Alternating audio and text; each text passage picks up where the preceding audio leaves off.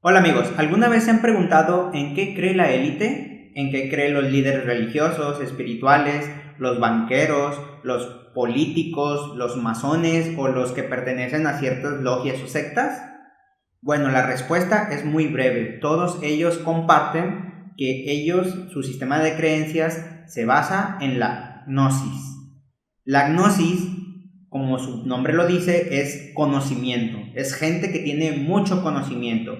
A diferencia de los agnósticos, que el prefijo a es sin y quiere decir que ellos no tienen el conocimiento suficiente para postularse sobre si creer en algo o no. Sin embargo, los gnósticos tienen el suficiente conocimiento para afirmar que lo que creen es real. Entonces, esta gnosis es una corriente religiosa filosófica que se estableció entre el siglo I y el siglo III o IV después de Cristo, ya que después de Roma, o en estos tiempos en cuanto el Imperio Romano se empezó a establecer, todos los gnósticos fueron callados, fueron silenciados y este conocimiento se fue perdiendo.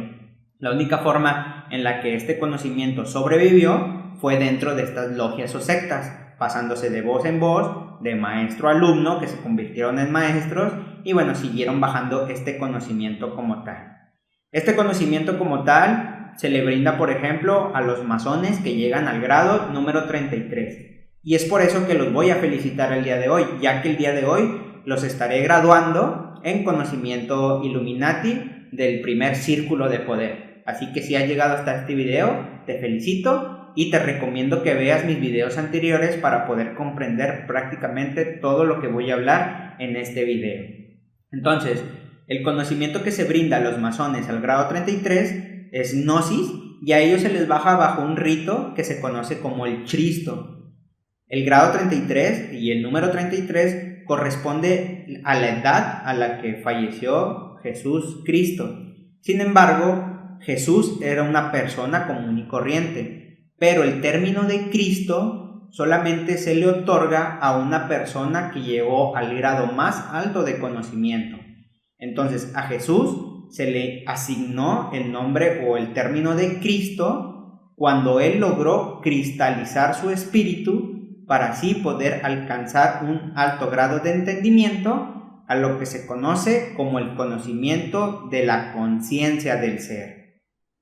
La conciencia del ser prácticamente parte de este principio y es una de las principales investigaciones o temas que toman en cuenta filósofos, religiosos, líderes espirituales a lo largo de la historia y que complementa o establece el principio dualista de la filosofía: el ego contra el ser, el espíritu contra la materia, el pensamiento contra la materia como tal, y toda esta dualidad que se generó desde este prefijo como tal. Entonces, cuando nosotros hablamos de la conciencia del ser, estamos hablando de Cristo, estamos hablando de una luz que tenemos dentro de nosotros. Todas las personas, desde que nacen, e inclusive antes, ya tienen esta conciencia del ser dentro de sí mismos, que es totalmente independiente a la máquina molecular de carbono de la que les hablé en el video anterior. ¿Por qué? Porque en el video anterior muchos dijeron: oye, entonces ¿tú quieres decirnos a nosotros que solamente somos máquinas? Y les quiero decir, sí, nuestro cuerpo es una máquina, sin embargo, nuestra máquina es controlada como a través de una conexión remota, como un control inalámbrico, por así decirlo. ¿Y qué es lo que maneja nuestra máquina? Es la conciencia del ser. ¿Qué es la conciencia del ser? Bueno, la conciencia del ser, en pocas palabras, es un fractal de la fuente. En el segundo video les mostré lo que es la fuente, el do y el demiurgo, que son temas súper importantes que deben de conocer para entender este tema. Entonces, cuando en la religión o la Biblia nos dice: oye, Dios nos creó a imagen y semejanza, no quiere decir que Dios sea una persona o una máquina molecular de carbono, para nada. En este versículo prácticamente lo que nos habla es de Dios fuente. Esta fuente nos creó a imagen y semejanza, ya que nosotros somos un cristal. Dentro de nosotros hay un cristal, un fractal, un fractal de la fuente que prácticamente es una copia. Toda la información que tiene la fuente la tenemos dentro de nosotros, por lo que nosotros también somos una fuente. Una forma de explicarlo súper sencillo es con una manzana. Las manzanas tienen una semilla. Esta semilla contiene toda la información de la manzana. Entonces, esa semilla se planta, germina, crece en proporción áurea, siguiendo el patrón fractal geométrico matemático, para crear otra manzana completa que dentro tenga otra semilla, y así de forma infinita. Eso es un fractal. Y nosotros, dentro de nosotros, tenemos un fractal de la fuente que se conoce como el ser. Lo podemos ver como un cristal. La conciencia del ser entra al cuerpo humano desde el momento de la fecundación. En el momento que el espermatozoide fecunda el óvulo, se genera una chispa divina, que si bien los doctores que son más nihilistas o escépticos te van a decir, solamente son funciones de zinc y calcio que generan esto, realmente eso solamente es la consecuencia. La realidad es que en el momento que el espermatozoide fecunda el óvulo es cuando se genera o cuando introduce la conciencia del ser o este cristal a esta nueva máquina molecular de carbono que se va a comenzar a formar. Si bien hay ciertas religiones y culturas que te indican que la conciencia entra al cuerpo humano al día 28, al día 102, al día 200 o inclusive en el momento del nacimiento, la realidad no es así. La realidad es que desde la fecundación, esa chispa divina es lo que hace que comience a latir el corazoncito, esas células que van a comenzar a hacer que se empiece a formar este nuevo cuerpo.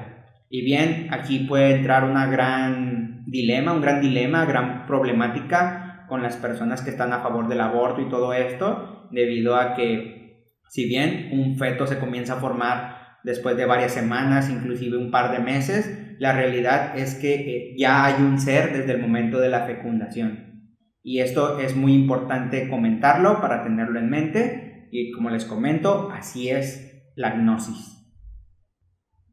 Ahora, un tema súper importante acerca de la gnosis es establecer que en el momento que el espermatozoide fecunda el óvulo, se genera un punto adimensional en el espacio.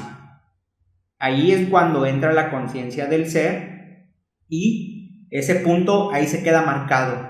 Justamente en donde se fecundó el óvulo, ahí se quedó marcado ese punto y bien, el planeta siguió moviéndose. Se fue, ¿verdad? Continúa con su movimiento.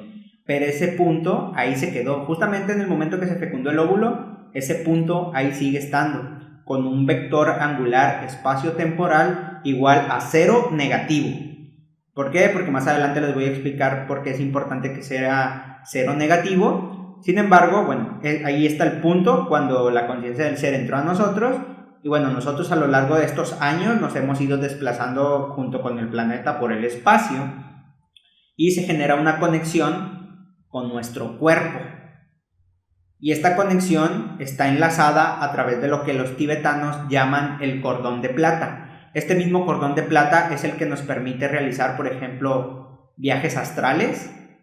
La gente que sepa acerca de viajes astrales sabe que aunque nos separemos de nuestro cuerpo y viajemos por el astral, seguimos conectados a través de un listón que se llama el cordón de plata. Bueno, este cordón de plata, desde el momento de la fecundación, nos ha ido enlazando a la conciencia del ser, por lo que prácticamente no está la conciencia del ser dentro de nosotros, sino que nosotros conectamos con la conciencia del ser. Como les decía, como un control inalámbrico, como si Dios o la fuente estuvieran manejando nuestro cuerpo vía remota. Entonces, lo que realmente sucede es que este cristal o este ser enlaza con el humano, que es un avatar. Y esto es lo que nos explicaba José Jesús Cristo, de que Jesús como tal era un avatar, era un cuerpo humano, pero que cristalizó su espíritu, logró cristalizar esa conexión con la fuente, y una vez que cristalizas tu espíritu, ya no solamente eres un humano, somos seres humanos. Y eso hay que tenerlo muy claro, ya que muchas personas, y más la gente que es nihilista, materialista, por ejemplo, dicen, yo soy una máquina molecular de carbono y hasta ahí, por lo cual voy a hacer lo que se me dé la gana, acabo que no hay vida después de la muerte, etc. Pero la realidad no es así, sino que, como lo dice nuestra palabra, nosotros somos seres humanos, no solamente humanos, sino que tenemos el ser al principio, ser humano. Y eso es lo que compone nuestra totalidad, espíritu y materia. Que obviamente esto del ser es algo más allá del espíritu, algo más allá del alma, que en un futuro voy a hablar, pero quiero que les quede así súper clarito cómo nosotros realmente somos un avatar de un videojuego y el que está jugando con nosotros es Dios o la conciencia del ser, directamente como un fractal directo de la fuente. Por lo que las características del ser, en el momento que más se notan es cuando nosotros somos niños. Dice una frase muy conocida de que los humanos nacen buenos, pero es la sociedad la que los corrompe.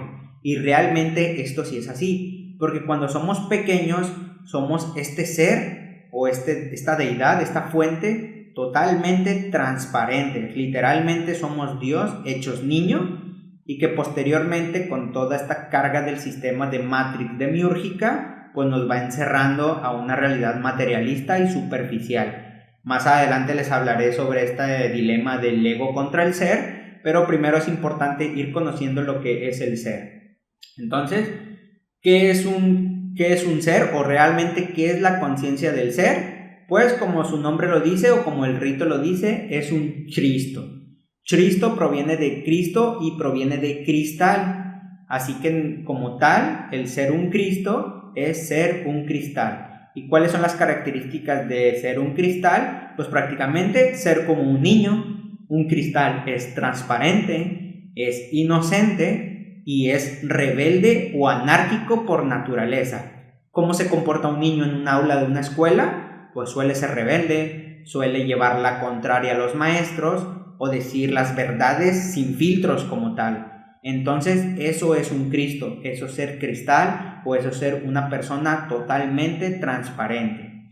A lo cual podemos establecer que prácticamente el ser es una copia de la fuente, mientras que el humano o la máquina molecular de carbono es una creación del demiurgo, por lo cual nos mantenemos en un constante conflicto entre el ser contra el humano, entre el ego contra la materia, entre la fuente contra el demiurgo. Y es por eso que tenemos personas materialistas que cuando ven a una persona que es totalmente transparente, sin razón alguna, le agarran alguna especie de odio o resentimiento, ya que no son capaces de soportar su naturaleza que proviene de la luz de la fuente. Hasta la próxima, amigos.